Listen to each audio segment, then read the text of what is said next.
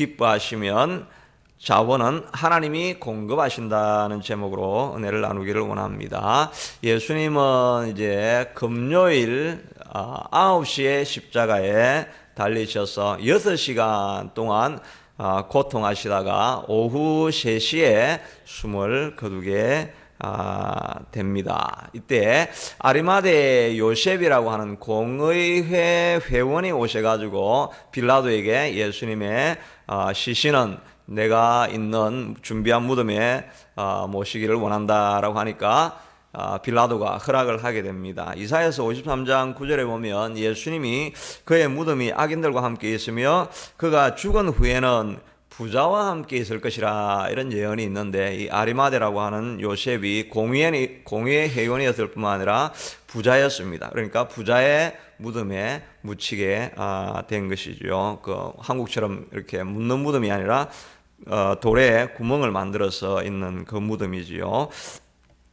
그리고 이 사실을 안 막달라 마리아와 다른 요한나 또 야곱의 어머니 마리아 그 외 여인들이 예수님을 찾아가게 되는데 그 무덤 시신이 있고 나서는 시신이 부식하지 않게 도록 향료를 발라야 되는데 급하게 그냥 세마포만 사서 무덤에 누인 것을 알고 여인들이 찾아가서 향료를 이렇게 향신료를 해서 부식을 막으려고 마지막 헌신 봉사를 이렇게 하려고 가게 되어집니다. 가다가 돌문은 누가 열어주지 하면서 이렇게 근심을 하고 이렇게 가는데 보니까 돌문이 이미 열려져 있고 그 위에 천사가 앉아 있는 것입니다. 급히 달려가서 무덤을 들여다보니까 예수님이 계시지 아니하고 세마포만 거기에 개어져 있는 것입니다. 그러자 천사가 말씀하시기를 어찌하여 산자를 죽은 자 틈에서 찾느냐. 예수님은 약속하신 대로 죽었다가 부활하셔서 여기 계시지 아니하시느니라. 이 약속의 말씀을 하시면서 갈릴리에서 너에게 했던 말을 기억하라고 하니까 여인들이 그 말씀을 기억해 보니까 죽었다가 살아나리라 하는 약속의 말씀이 기억나니까 기쁘고 즐거운 마음으로 제자들이 모여 있는 곳으로 달려가서 이 소식을 전하게 됩니다. 그렇게 하니까 다른 사람들은 다 그 말이 허탄한 듯하여 말이 맞지 않는다, 제정신이 아니다, 이런 생각을 했는데 베드로와 요한은 급히 이렇게 달려가게 됩니다. 그런데 요한이 더 일찍 들어가가지고 무덤에는 도착을 했지만은 베드로가 늦게 도착을 했지만 베드로는 안에 들어가서 확인을 해봤습니다. 확인을 해보니까 예수님이 계시지 않았는데 그것을 보면서 베드로는 그냥 신기한 일이다 이렇게 하면서 돌아갔습니다. 전혀 예수님의 말씀을 기억하지 않으니까 그냥 기이한 일이 일어났다 이렇게 하고 기뻐하거나 이런 일이 없이 돌아가게 되어진 것입니다. 이 사건을 통해 가지고 몇 가지 교훈을 찾아보려고 하는데, 첫째는 말씀을 기억하면 사물이 다르게 보인다 하는 것입니다. 똑같은 사건을 당해도 하나님의 약속을 기억하는 사람하고 그냥 사물을 보는 사람하고 사물을 보는 관점이 달라지게 된다 하는 것입니다. 이 여인들은 말씀했던 것처럼 처음에는 근심하러 갔지만 천사가 말한 것처럼 예수님이 갈릴리에서 너에게 한 말이 있지 않느냐, 내가 십자가에 달려서 죽었다가 3일 후에는 부활하리라, 이 약속의 말씀을 기억해보라 하니까 그 약속의 말씀이 기억이 나니까 이런 걱정할 일이 아니라 부활의 놀라운 역사가 일어났구나 하면서 기뻐하면서 달려갔고, 베드로는 약속을 기억하지 아니하니까 이상한 일이다라고 이렇게 지나가게 되더라 하는 것입니다. 우리도 우리에게 일어난 일이 하나님의 약속 안에 있는 일이다 생각을 하면은 그 일이 오히려 기쁜 일이 다 되는 것입니다. 로마서 8장 28절에 있는 것처럼 하나님을 사랑하는 자, 그 뜻대로 부르심을 입은 자들에게는 모든 것이 합력하여 선을 이룹니다 라고 하는 이 약속이 딱 있으면 사고가 나도 차 사고가 나도, 오늘 제가 오는 길에도 보니까 차 사고가 났던데 그런 일이 일어나면 얼마나 당황이 되겠습니까? 그럼에도 불구하고 말씀이 먼저 딱 기억이 나면 하나님을 사랑하는 자, 그 뜻대로 부르심을 입은 자는 모든 것이 합력하여 선을 이루리라. 오히려 이 어려운 일도 하나님께서 좋은 일이 일어나게 하는 길로 만들어 주신 것이다 하면은 평안을 얻게 된다 하는 것입니다. 특별히 또 이사야서 43장 1절에 보니까 야곱아 너를 창조하신 여호와께서 말씀하시느니라, 이스라엘아 너를 조성하신 여호와께서 말씀하시느니라, 두려워하지 말라. 내가 너를 구속하였고 너를 지명하여 불렀나니 너는 내 것이라. 내가 물 가운데로 지날 때에도 물이 너를 상하지 못할 것이요, 내가 불 가운데로 지날 때도 불꽃이 너를 사르지도 못할 것이고 불이 너를 태우지도 못할 것이다. 이런 약속의 말씀을 딱 붙들고 있으면 어려운 일이 당해도 하나님이 오히려 이 일을 통해서 내게 더 놀라운 일을 일으키시리라, 이런 약속의 사건으로 받아들이게 된다는 것입니다. D.L. 무디는 실제로 자기가 섬기던 교회에 시카고 대지진이 일어났을 때 진짜 자기 교회에 불이 나가지고 교회가 완전히 불타버렸습니다. 그러니까 D.L. 무디를 늘 빈정거리던 기사가 와가지고 하나님은 전능하신데 어떻게 당신 교회 하나 지키지 못해가지고 교회가 불이 다 탑니까? 이거는 정말 하나님 살아있으면 이런 일이 있을 수 있습니까? 이렇게 하니까 D.L. 무디가 원래 우리가 교회 건축하려고 지금 하고 있는 중이었는데 만약에 불이 안 탔다고 한다면 우리가 이게 제거한다고 얼마나 돈을 많이 들였겠는가. 그런데 하나님께서 친히 그걸 다 태워주시니까 이거 데몰리션 하는데 비용이 하나도 들어가지 않게 해주신 것이 아니냐, 오히려 감사할 일이다, 이렇게 하니까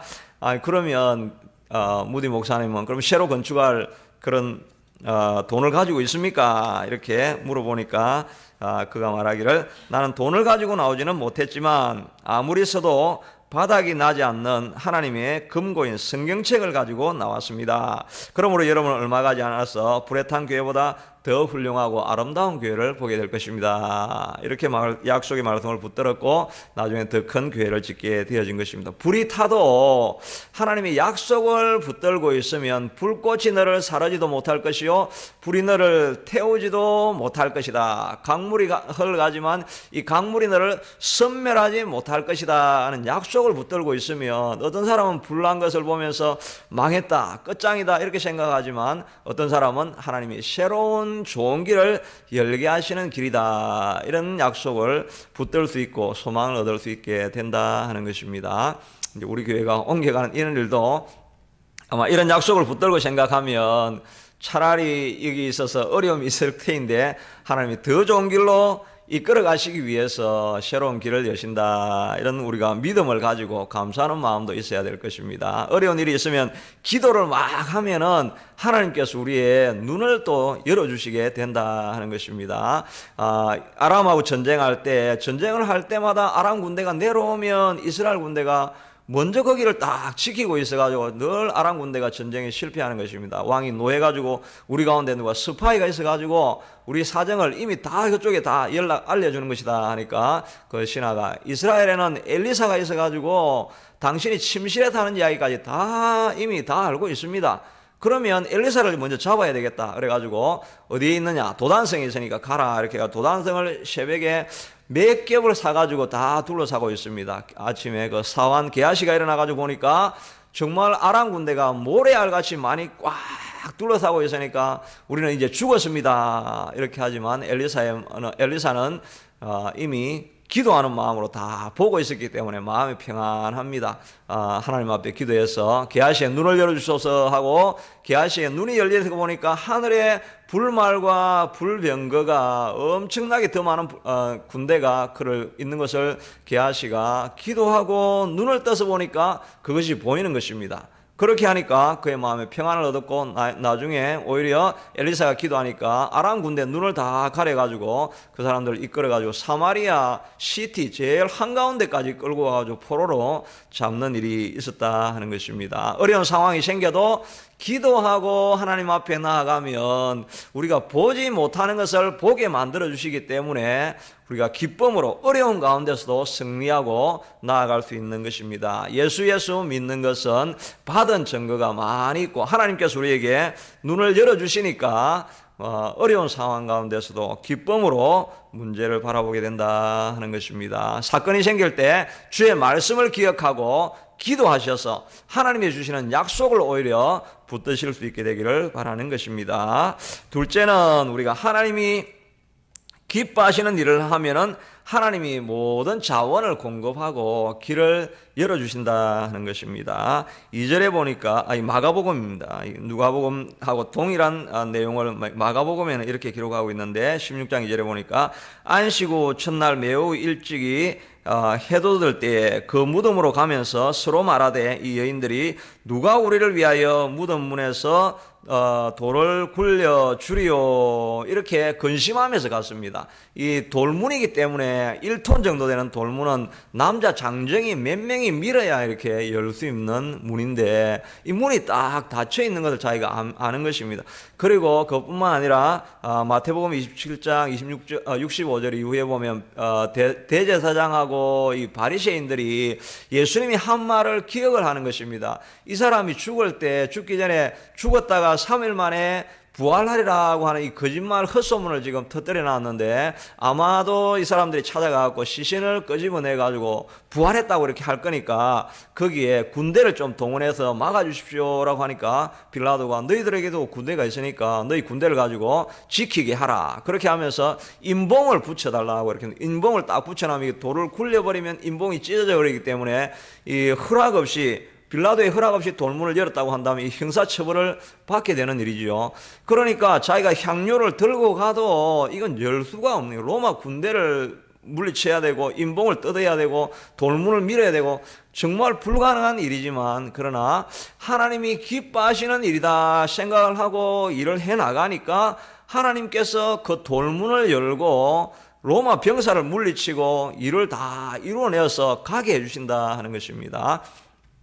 우리도 하나님의 일을 하려고 마음에는 있지만은 생각을 할 때 이런 일이 어떻게 있을 수가 있는가? 이 일 때문에 안 되고 또 이 사건 때문에 안 되고 이런 자원이 없어서 안 되고 다 이런 일이 없어서 우리는 그냥 하다가 기쁜 일인데 그만두는 데가 많이 있다는 것입니다. 그런데 우리가 기도하다가 하나님이 원하시는 일이고 기뻐하시는 일이다 하면은 그 일을 해나가면 하나님이 나중에 자기가 기뻐하시는 일이기 때문에 하나님에게 불가능한 일이 있습니까? 누군가가 하나님이 기뻐하시는 일을 해주기를 기다리는데 하려고만 마음을 먹고 불가능한 일이라도 하려고 하면 길은 하나님이 모든 것이 하나님의 것이기 때문에 하나님이 길을 다 열어주시게 된다는 것입니다. 느헤미야도 성벽이 무너졌고 성문이 불탔다는 이야기를 듣고 하나님의 마음은 어떻겠습니까? 성문을 세우는 일이고 성벽을 세우는 일이고 성문이 불을 탔으면 다시 새로운 것을 갈아 넣는 것은